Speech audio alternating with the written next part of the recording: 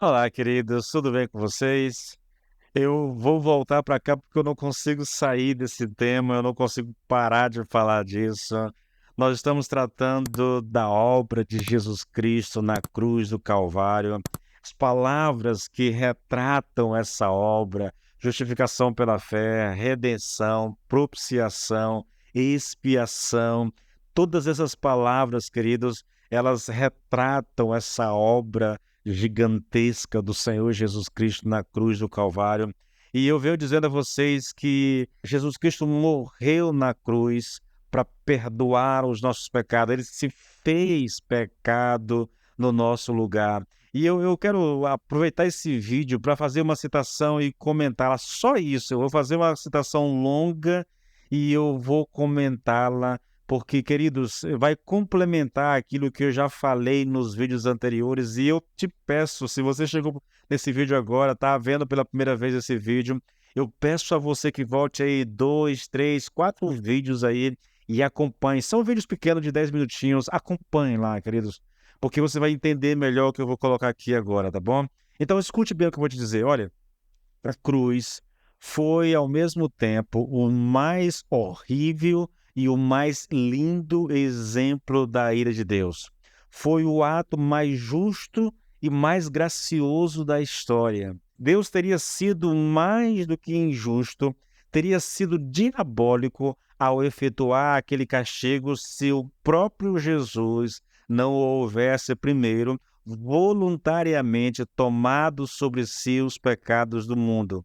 Cristo se ofereceu voluntariamente para ser o Cordeiro de Deus, carregando com o nosso pecado, tornando-se assim o ser mais vil e grotesco deste planeta.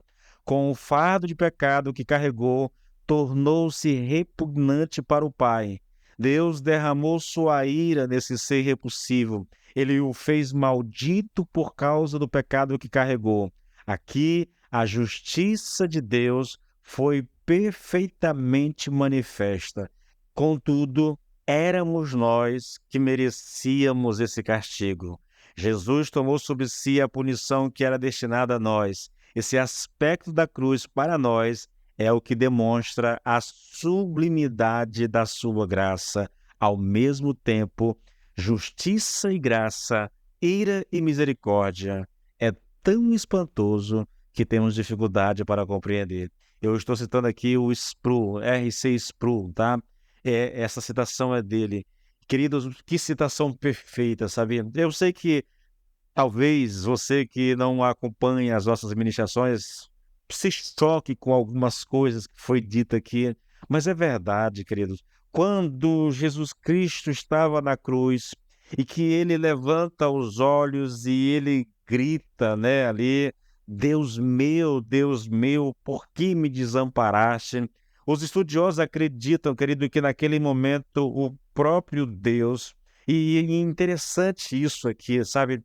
É um dado curioso no texto bíblico, porque geralmente, em quase todas as vezes em que Jesus fala de Deus, ele o chama de Pai. Mas na cruz, quando ele grita ali, ele não o chama de Pai, ele diz: Deus meu, por que me desamparaste? Os estudiosos acreditam que naquele momento o Pai não pôde contemplar o Filho. Por quê? Porque o pecado da humanidade, ou o pecado dos eleitos, estava sobre Jesus Cristo. E ele está carregando esse fardo, entendeu? Ele vai beber esse cálice da ira de Deus no nosso lugar, na verdade. Então o Pai não o pode contemplar. Dizem os estudiosos que é o único momento na história do cristianismo em que o Pai não contempla o Filho, porque ele vai derramar sobre o seu próprio Filho toda a sua ira, o cálice da ira vai ser derramado e o Senhor vai tomar esse cálice no nosso lugar. Ele morreu a nossa morte. Há um texto que para mim é um dos textos mais poderosos da Bíblia, que é 2 Coríntios 5:21. Aquele que não conheceu o pecado, Deus o fez pecado no nosso lugar, para que nele, né, em Jesus, nós fôssemos feitos justiça de Deus. Queridos, esse texto, ele sintetiza de maneira clara.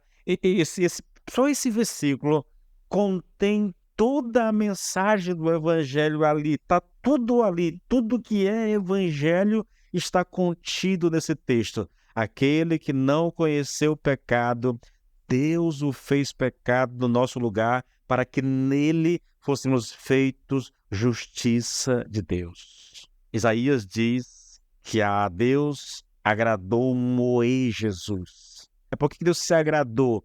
Porque Jesus, ao morrer na cruz, estava abrindo as portas do céu, se é que eu posso colocar dessa forma.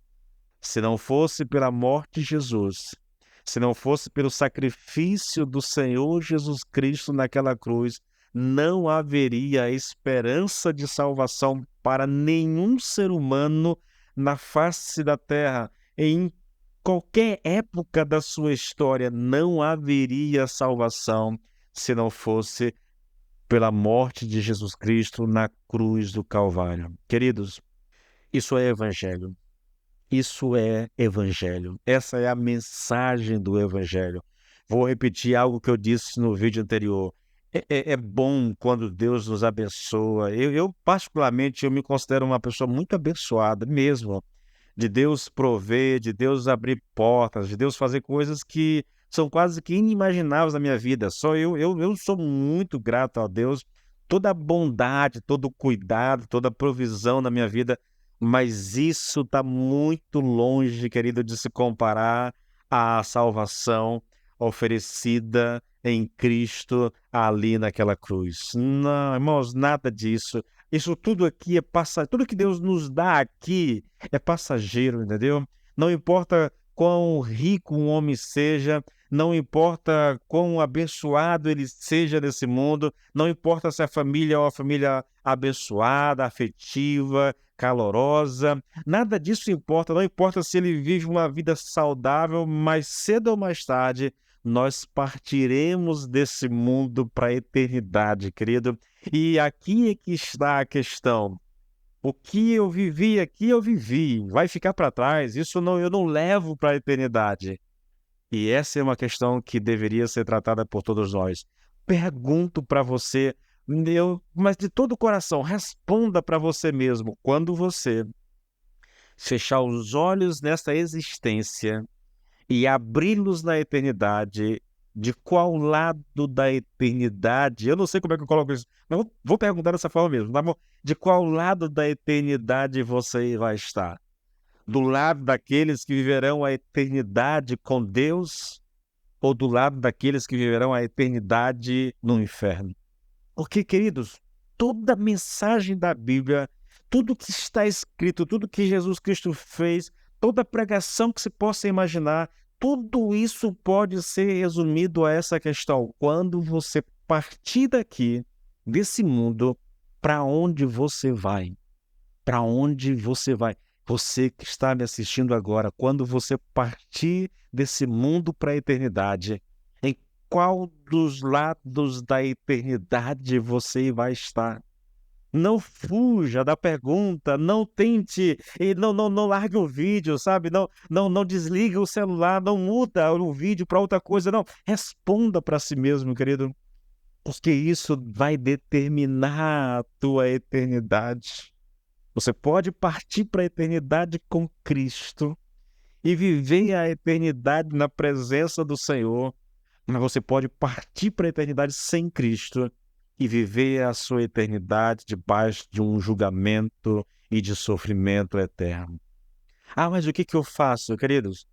Aceite a Jesus Cristo como seu Senhor e como seu Salvador. Eu não estou falando de religião, estou falando de igreja. Pelo amor de Deus, não seja bitolado, não seja um cara... Ei, é muito mais do que igreja, é muito mais do que uma placa de igreja, querido. Tem a ver com a tua eternidade. Você vai viver para sempre. Você é imortal. Onde você vai viver essa imortalidade? Com Cristo no inferno. A única saída para quem quer a eternidade com Deus é confessar a Jesus Cristo como seu Senhor e como seu Salvador.